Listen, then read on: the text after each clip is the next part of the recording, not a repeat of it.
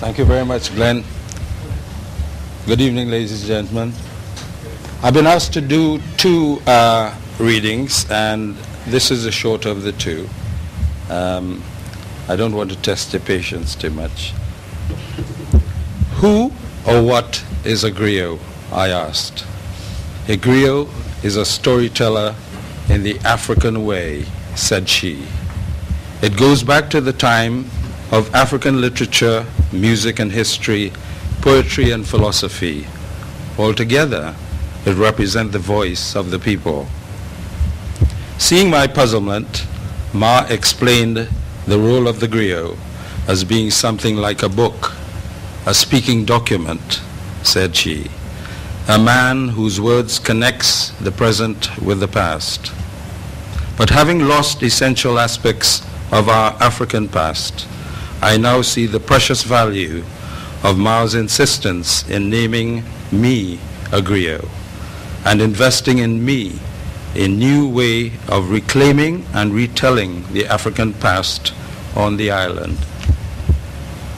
She spoke about words and how central they were to griots and how they possessed extraordinary memory. But as I grew older and learned as much as I could about this literary way of life, I felt the best chance of survival of my tale was through the written word. Yes, this is as it should be, for it not only supports but enriches and fortifies the oral tradition. In my own way, growing up on the island, I had to improvise. I had to be creative, adapting and rewriting what was passed on.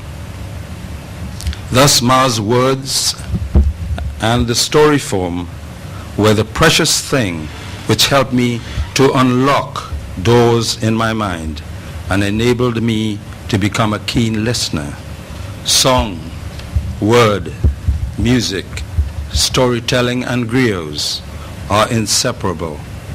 In the past, the griot's music, as Ma said,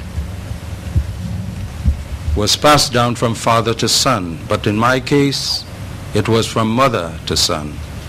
I grew up, said Ma, listening to my father, the griot, when he spoke to villagers and visitors, and when he played music, he was the master harpist, a kora player like no other. He enchanted all who heard him play.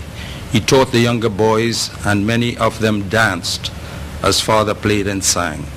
He told me wonderful things, fantastic stories, which other griots had passed on from generation to generation.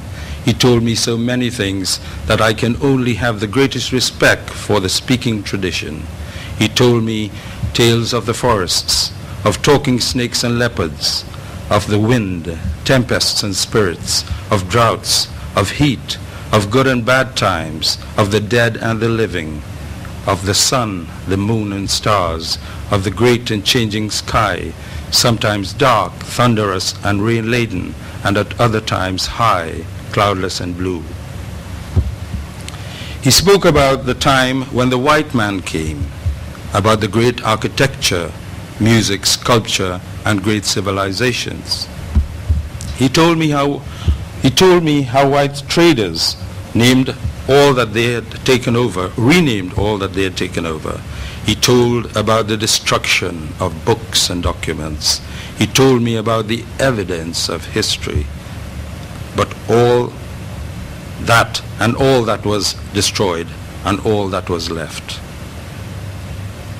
Things African was part of the great cultural world, and yet it had no history. Ma stopped talking. Then she continued. My father and all the village elders were saying